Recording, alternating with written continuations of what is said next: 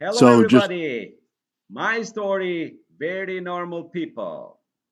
Today we have Wayne in our show, and he's going to tell us about his life, about his books, about his experience. I don't know. Let's see what he has to talk tonight. But before that, Wayne, can you please say to our audience who is Wayne?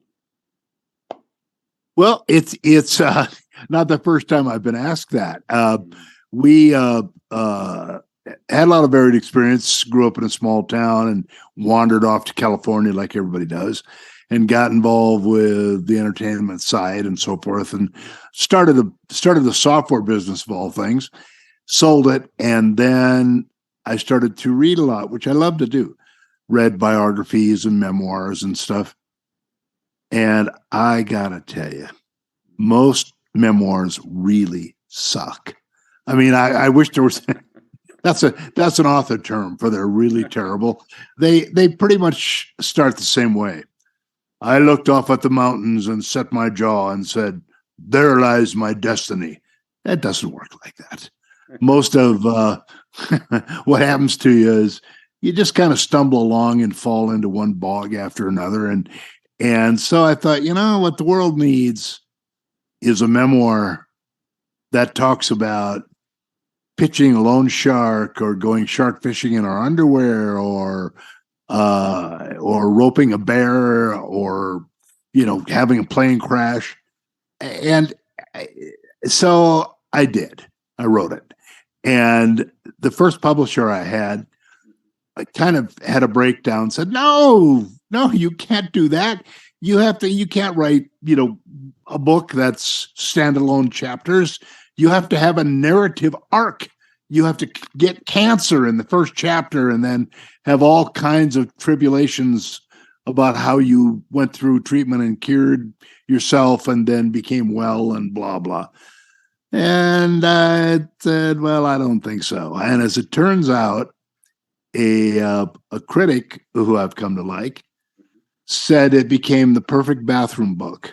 So you could go to the bathroom, read a chapter on the day I ran with the Bulls, and it'll be done. You don't have to go back to the book and try and figure out, who killed the butler. And so it proved to be a pretty popular format, but mainly I think because we live in a 254 character world. People are used to anymore getting their information in just quick dribs and drabs, right? Yeah. So that was really it, and it turned out good. It was fun to do, and I think it's weird enough that it's gotten some traction. Weird always gets traction. Mhm. And so that's kind of the story on that. And it's not a self-published book. Actually, got a publisher interested, and which I'm pleased about. And so, all in all, that's the review. And here comes a shameless plug. The Mhm. name of the book is Tales from the Day, Mhm. and it's available, yes, on Amazon. I love Amazon, and I'm hoping people buy it there because Jeff Bezos needs the money. That's So, a good one. so let's support the poor guy, Yeah, you're right. and yeah, and that's really it. So, I think one of the things about writing a retrospective or a memoir or an autobiography, looking back, Mhm. things always seem to have some kind of logic to them. They step forward in knowable ways. In fact, when you're going through it, it's just one mess after another. And it's only looking backwards that it seems to make some kind of strange sense. So I find for people generally who create memoirs, first of all, they tend to be me books, how great I am. Look at me. Hey, I'm great. Like having pictures of yourself with politicians on the wall, right? And the second thing is I find a lot of those tend to pretend or be written as if life was a series of logical and good decisions, when in fact, I am of the opinion that life, all of us, we kind of stumble around and get involved probably with stuff we shouldn't and work our way out of it. And that becomes our history. So I figured, hey, I'll write that. I won't talk about how great I am. I'll talk about the day we lost 10 grand at the Hollywood sign. That's what I'll talk about. And so that was the theory behind it. And so far, so good, because most people, God bless them, we all stick our foot in it. Not only once, but numerous times, probably. So, according to you, uh, there is an expression that it says everything happens for a reason. Do you agree with that or not? I really don't. I think that uh, a lot of times things happen for no particular reason at all. I think and I think the key to getting something out of it is whether or not something happens that may be out of the norm. If you run home and go to bed, or if you kind of roll with it and see where it takes you. It may be. I had an experience one night in a bunkhouse in Idaho where a guy came in threatening to kill everybody there. And there wasn't any reason for that except he was drunk, except, that may have been the reason. But no, I really don't. That's a good question. A lot of times people have something horrible happen. Well, everything happens for a reason. No, maybe you were just in the wrong place at the wrong time.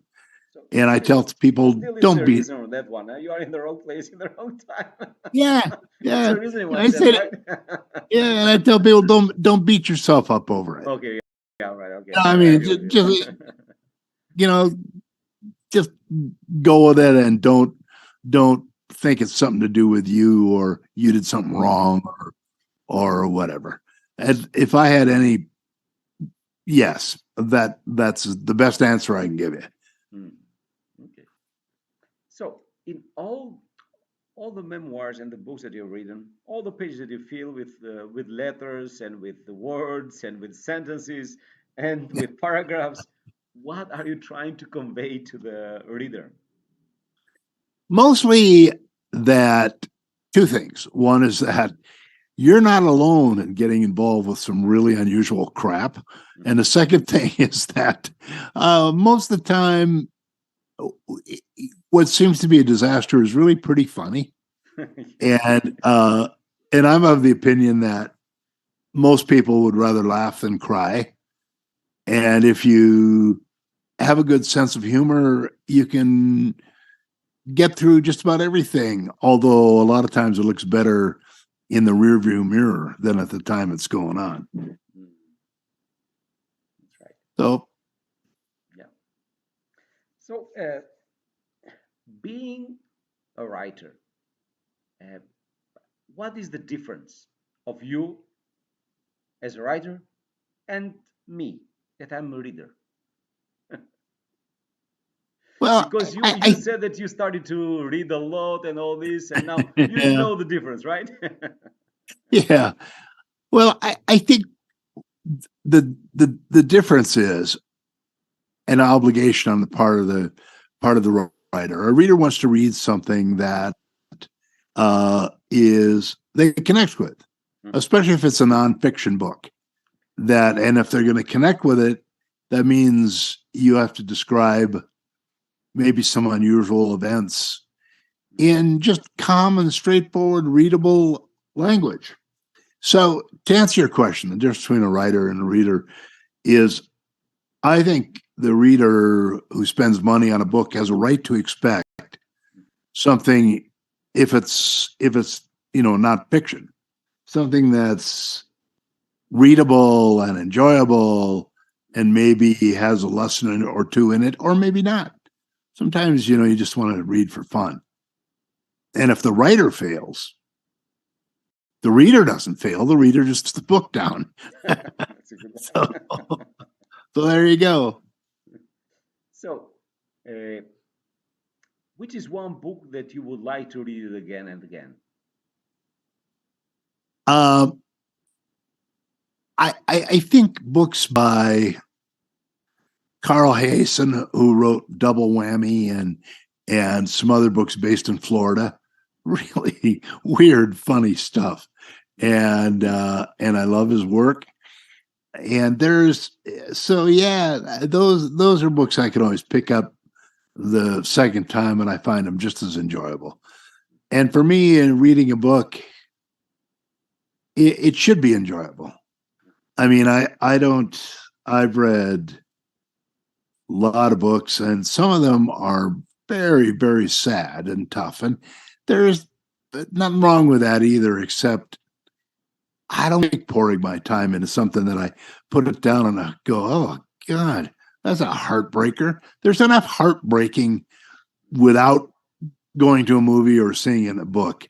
And that may be a Pollyannish type of saying, but I really believe that. I think it you want to read something that's uplifting and fun and of course horror books and sad books sell a lot of copies. So clearly I not everybody agrees with me. Why I can't understand, but still. They don't resonate with you, so it's normal. Yeah, exactly. That's why we So if have it doesn't different genre, right? if it doesn't resonate with me, it shouldn't resonate with anybody. Yeah. Oh, sorry, I It's got my you. theory. so So, so that's yeah, go ahead. yeah, please. Sorry. So, what is the best compliment that you have had up to now from your readers? Other than Uh memoir, of course. I would have to say it was from a reader review where the review said in part that I was like a demented Huckleberry Finn. I read that and I thought, thank you. You know, that's nice. There was one other review from a guy who said, Wayne, that's me, is a good guy to have along if you get thrown in jail. So so those are a couple of my favorite comments. Yeah. That's a good one.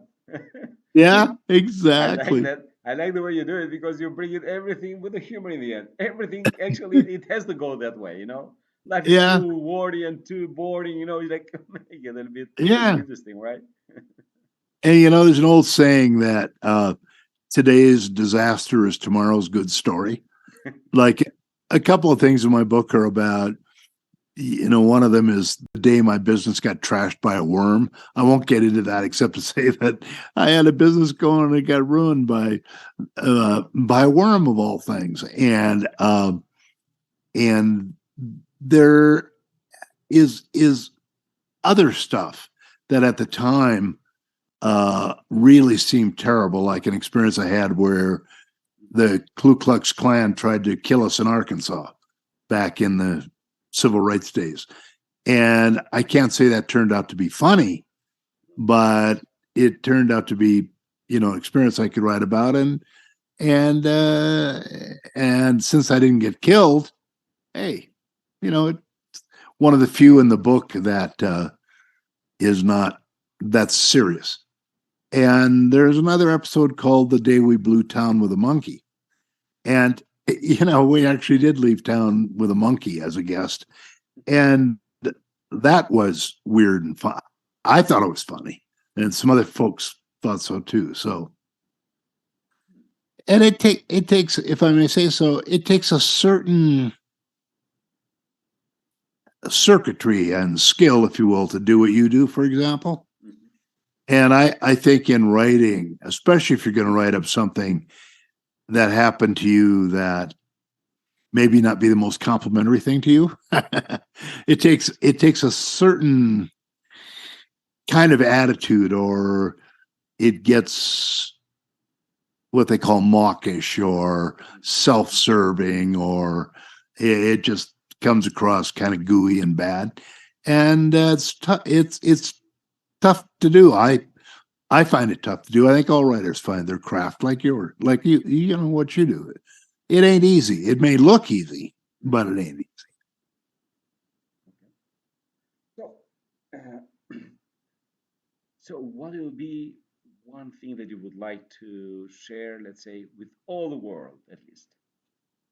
Okay, Yeah, a I message or something. I think probably you should have something. You should have a message for the world, apart from the people that are around you.